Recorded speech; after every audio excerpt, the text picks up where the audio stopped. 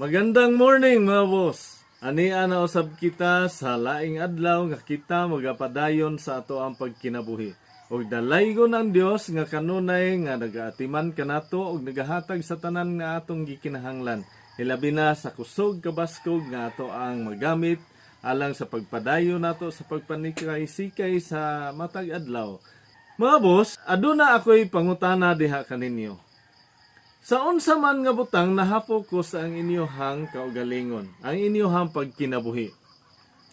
Kasagaran sa mga tao, no, nining kalibutan na, nahapokus lamang sa pagpangita og bahandi, pagpangita og kanaang daghang kabtangan, mga kwarta, salapi, pagpakadato nining kalibutan na. Apan naobserbaran ba ninyo mga boss nga ang mga tao o ang pamilya nga nag-focus lamang dinha sa pagpangita o mga bahandi nining kalibutan na o pagpadato nining kalibutan na, kasagaran, sadly mabungkag gayod. Nga naman, unsa may hinungdan? Sayop ba nga maninguha ang usa ka tawo alang sa kalambuan nining kinabuhiya?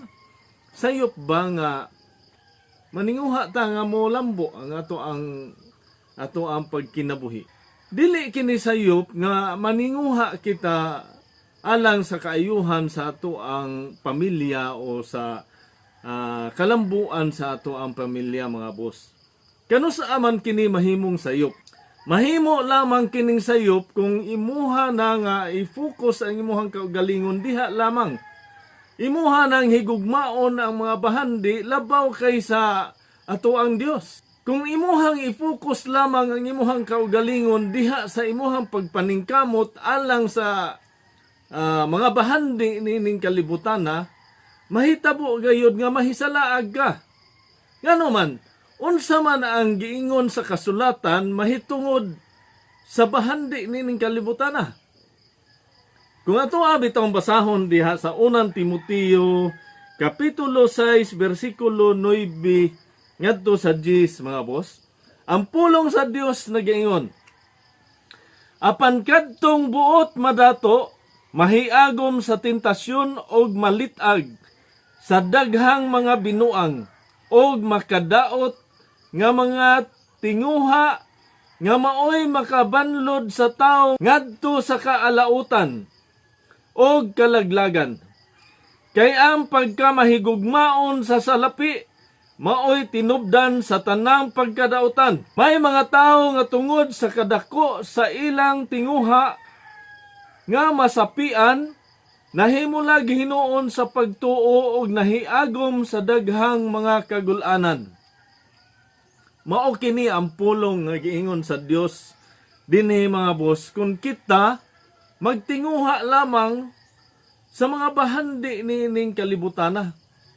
Kung nahinomduman bitaw ninyo mga boss, sa ato ang gihisgutan usab miagi nga mga adlaw, ang mahitungod sa usa ka batan-ong dato, unsa man ang giingon ni Ginoong Hesukristo mahitungod sa usa ka dato. Kung ato bitong basahon usab diha sa Mateo Kapitulo 19, versikulo 23 ngadto sa 24. Ang pulong sa Dios nagaingon, unya miingon si Jesus sa iyang mga tinunan, sultihan ko kamo nga malisod kaayo sa usa ka dato ang pagsulod sa gingharian sa langit. Usbon ko, mas lisod alang sa usa ka dato ang pagsulod sa gingharian sa Dios kaysa usa ka kamilyo paglusot sa lungag sa dagom. Ingon ana kalisod mga boss, alang sa usa ka dato ang pagsulod ngadto sa gingharian sa langit.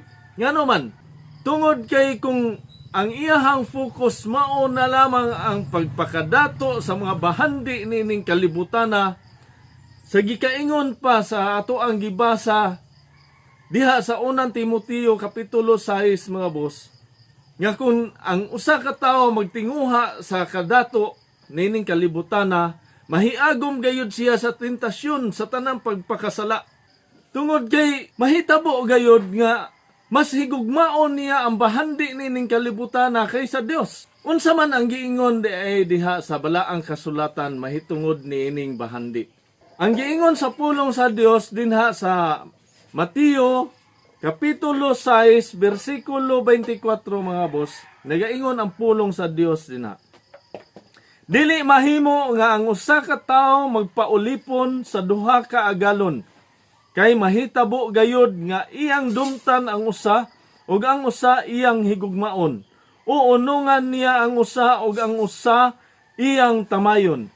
Dili kamo makapaulipon sa Dios ug sa salapi. Bold kayo nga gi-mention diri salapi mga boss. Dili day angay nga kita magpaulipon sa salapi. Dili mahimo nga ato ang palabihon ang mga salapi o bahandi nining kalibutan na kaysa Dios.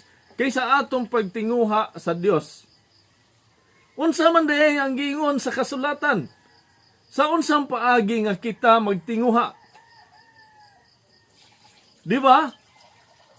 Seek ye first the kingdom of God and His righteousness, and all these things shall be added unto you. Alleluia, Alleluia. Mabasa nato kini mga boss dinha sa Mateo Kapitulo 6 versikulo 33 ngadto sa 34. Ginaingon sa pulong dinha sa Dios nga apan labaw sa tanan paharian ninyo ang Dios. Og pagkinabuhi kamo subay sa iyahang kabubuton ug ang tanan nga mga butang ihatag ra niya kaninyo. Busa ayaw kabalak-i ang mosunod nga adlaw kay may kaugalingon kini nga suliran. Ayaw na pun-i ang suliran sa matag adlaw. Ginaingon na sa pulong sa Dios diha mga boss. Ug giaghat mo nako sa pagtuon, sa pagbasa sa balaang kasulatan aron usab kita sa ato ang espirituhanon nga pagkinabuhi kita magmauswagon. Mga boss, kung wala magani mo'y time sa pagbasa sa Biblia, hinaot nga kamo magauban kanunay kanako sa ako ang pagtuon dinhi sa balaang kasulatan nga mao ang Biblia aron kitang tanan dungan nga magtubo dinha sa ato ang pagkinabuhi nga subay sa kabubuton sa Dios. Walay perpekto nga tao mga boss. Aduna gayud kitay mahimo nga mga kasaypanan mao man bitaw nga kung magsalig kita sa ato ang mga maayong buhat o sa pagbuhat sa pagtuman sa mga balaod nga ato ang gituuhan nga maoy makahatod nato sa kaluwasan masukwahi gayud kita. Mao man bitaw nga ginaingon sa pulong sa Dios dinha sa Josue 1:8 mga boss nga ayaw gayud kalimti ang basahon sa balaod. Kinahanglan tun-an mo kini adlaw o gabi og pagkinabuhi sumala sa tanan nga nasulat niini og magmauswagon ka. Magmauswagon in the sense nga dili lang sa pagmauswagon nimo sa imong pagkinabuhi nining kalibutan kundi magmauswagon ka sa imuhang espirituhanon nga pagkinabuhi, espirituhanon nga kinaiya.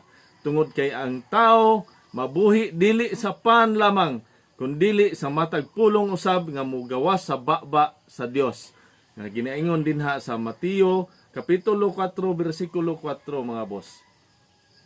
Giawhag ko kamo sa pagsusi sa unsay mga balaod sa Dios nga nahisulat niining balaang kasulatan nga mao ang Biblia.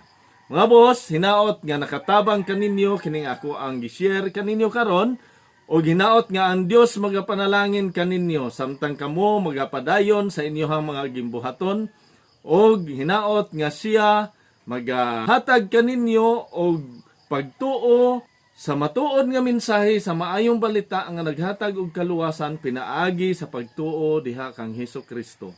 Dalaygon ang Dios ug amping mo sa kanunay mga boss.